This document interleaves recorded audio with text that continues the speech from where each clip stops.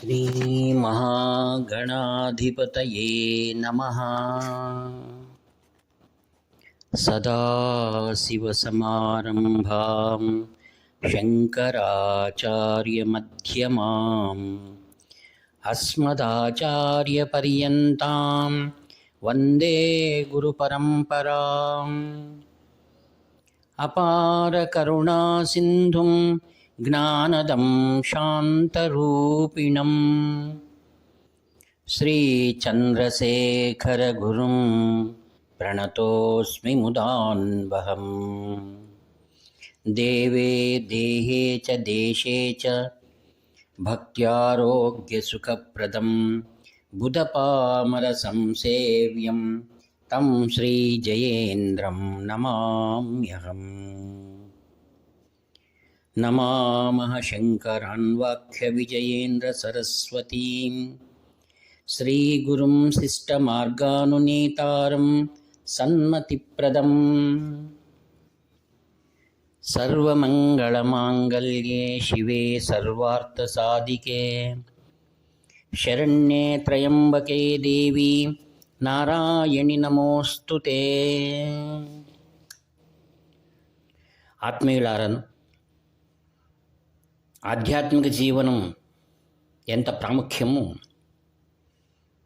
అదేవిధంగా మానవ జీవితంలో లౌకికమైనటువంటి బాధలు పోగొట్టుకోవడం కూడా అంతే ప్రముఖమైనటువంటిది. ఈ రెండింటికి మనల్ని చుక్కానిలాగా ఈ పడవను నడిపేటువంటి మహాపురుషులే సద్గురువులు. అందుకే ఒక శ్లోకం ఇలా చెప్తుంది: పంచైవో గురవో బ్రహ్మన్ పురుషస్య రుభూషతః పితా మాతాగ్నిరాత్మా చ గురుశ్చ ద్విజసత్తమా. పురుషార్థ సాధనము అనే మహాసమరంలో మానవుడు విజయాన్ని సాధించాలి, అందుకు తగిన స్ఫూర్తినిచ్చేటువంటి వారు తల్లి, తండ్రి, గురువు, ఆత్మ, అగ్ని. ఈ పరమ పురుషార్థమునకు మనకు సులభంగా ఆర్జించి మనములను కడతీర్చిన మహాపురుషులే కాంచి కామకోటి పీఠాధిపతులు 68వ పీఠాధిపతి శ్రీ శ్రీ శ్రీ చంద్రశేఖరేంద్ర సరస్వతి మహాస్వాముల వారు. ఎందరినో ఆయన అనుగ్రహించారు. అందులో ఒక అనుభవాన్ని మరలా మనం ఇప్పుడు నెమరు వేసుకుందాం. మహాస్వాముల వారు ఒకరోజు సాయంకాలం 4 గంటలకు ఒక్కరే కూర్చున్నారు. ఆయన వద్ద గొప్ప పండితులు ఒక ఆయన శ్రీ రామకృష్ణ దీక్షితులు అని. వారిద్దరూ మాట్లాడుకుంటున్న సందర్భంలో ఒక పతివ్రతా శిరోమణి అక్కడికి వచ్చి స్వాముల వారికి నమస్కారం చేసి ఒక శ్లోకాన్ని చదివింది.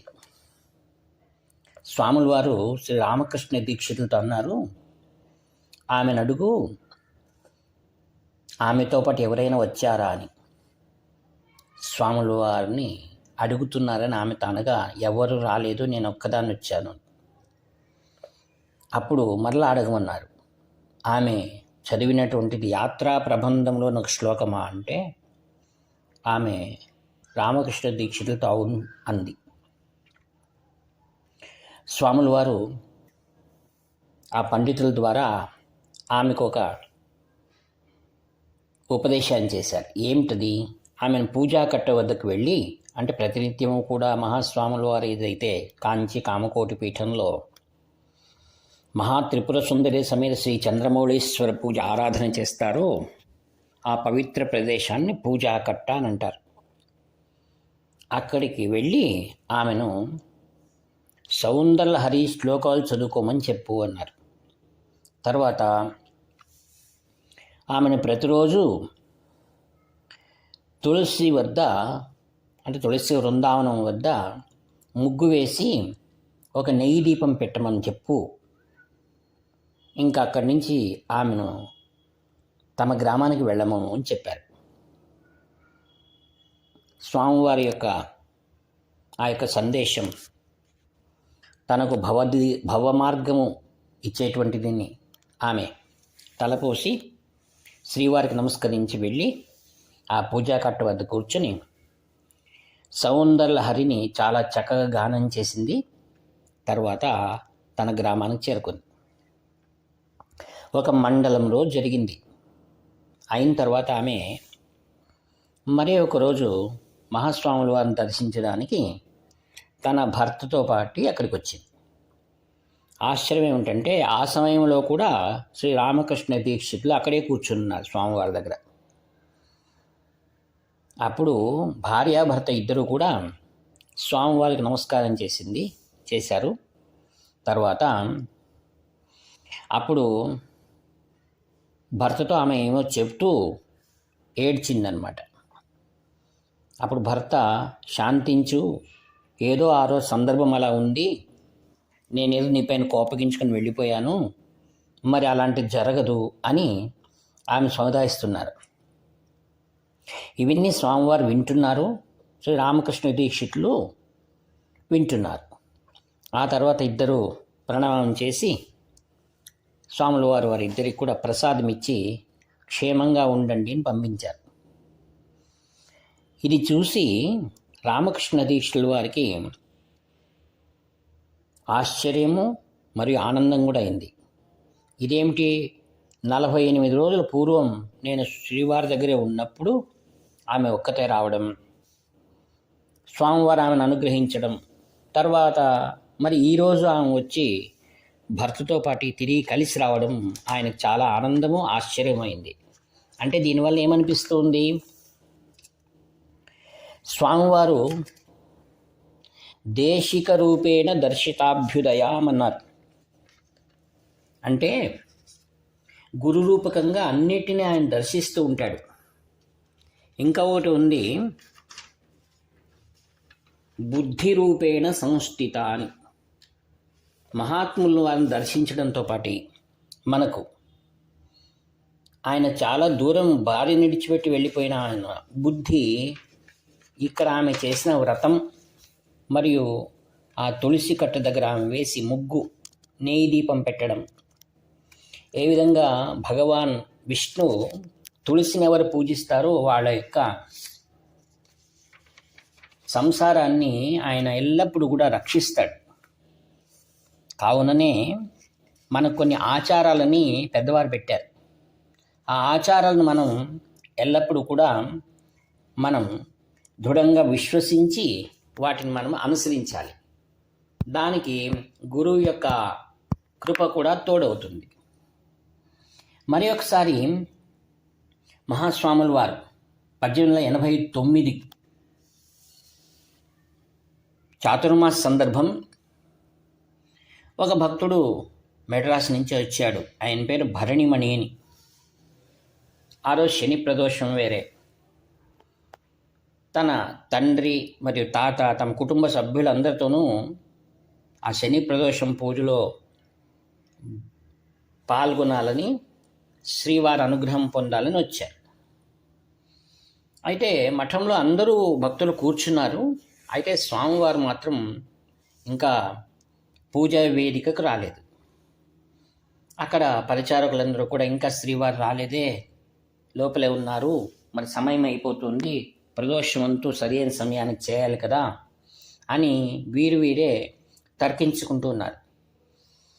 ఇప్పుడు స్వామివారికి వెళ్ళి ఎవరు చెప్పాలి, స్వామి సమయం అయింది రాండిని పిలిచేవారెవరు అని వారంతా తర్జన భర్జన జరుగుతున్నప్పుడు ఈ భరణిమణి వాళ్ళ తాతగారు కొంచెం వయసులో పెద్దవారు మరియు స్వామివారికి కూడా చాలా పరిచితం ఉన్నటువంటి వారు.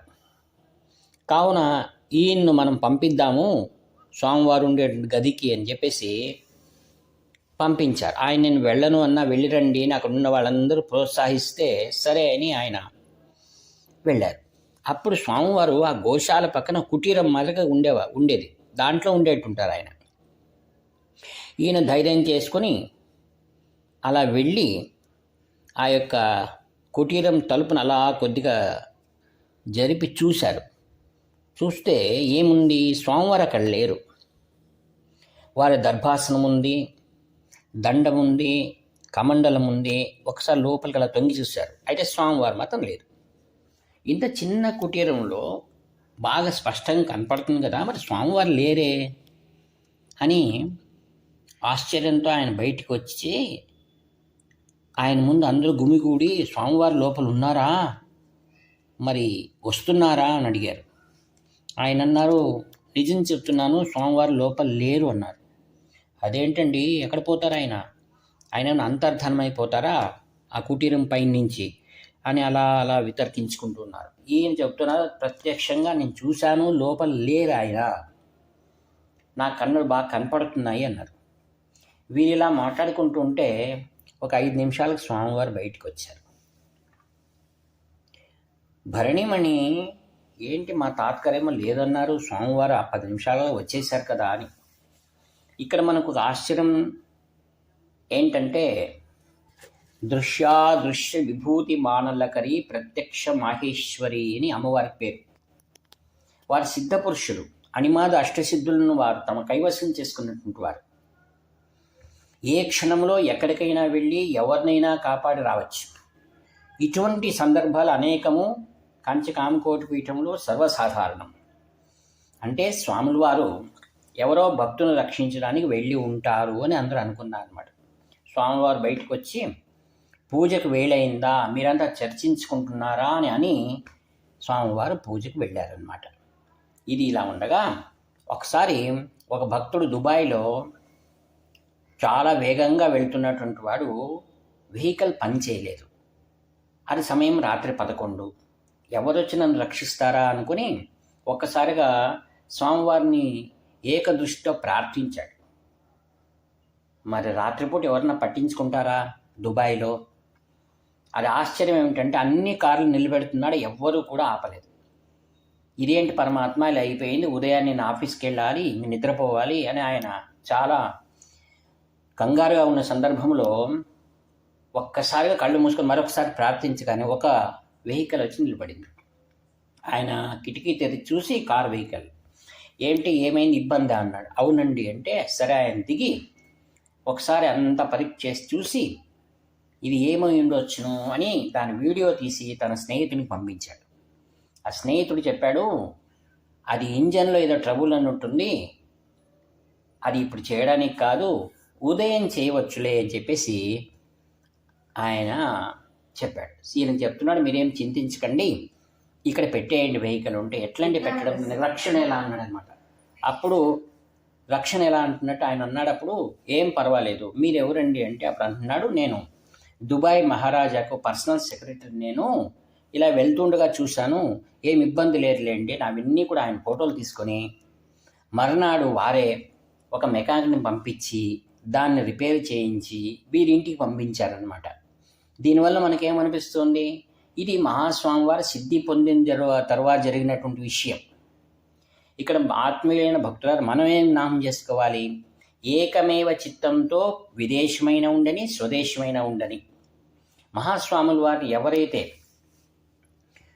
అత్యంత భక్తితో నాకు సహాయం ఎవరు చేస్తారని ఎవరు ప్రార్థన చేస్తున్నారో వాళ్ళను ఒక అదృశ్య హస్తం మాదిరిగా స్వాముల వారు ఎవరిని కూడా ఆయన చెయ్యి వదలడనమాట. ఎలా కురుక్షేత్రం పూర్వంలో ఆ యొక్క సభలో ద్రౌపది యొక్క మాన సంరక్షణని ఎవరు చేశారు? సాక్షాత్ శ్రీకృష్ణ భగవానుడే. ఆయన పరమేశ్వరుడని గురువని జగత్తు పిలుస్తోంది. కావున ఈ లోక రక్షణ చేయగల ఏకమేవ సమర్థమైన దివ్య శక్తి ఆ యొక్క మహాస్వాముల వారు. కావున నిరంతరం ఆ యొక్క గురుస్మరణ చేస్తూ మరి నిత్యకర్మలను కూడా శ్రద్ధాభక్తితో ఎవరు చేస్తూ ఉంటారో వాళ్ళ వెనకల ఉండి నేనున్నాను అని చెప్పి వారిని రక్షించేటువంటి మహాపురుషులే కాంచి కామకోటి పీఠాధిపతులు. వారి స్మరణతో ఈ యొక్క వాక్పుష్పములన్నీ కూడా వారి దివ్య పాదము సమర్పిస్తూ సెలవు తీసుకుంటాను. ఇట్లు మీ ప్రియతముడు నివర్తి నాగభూషణ శర్మ. హర హర శంకర జయ జయ శంకర. హర హర శంకర జయ జయ శంకర.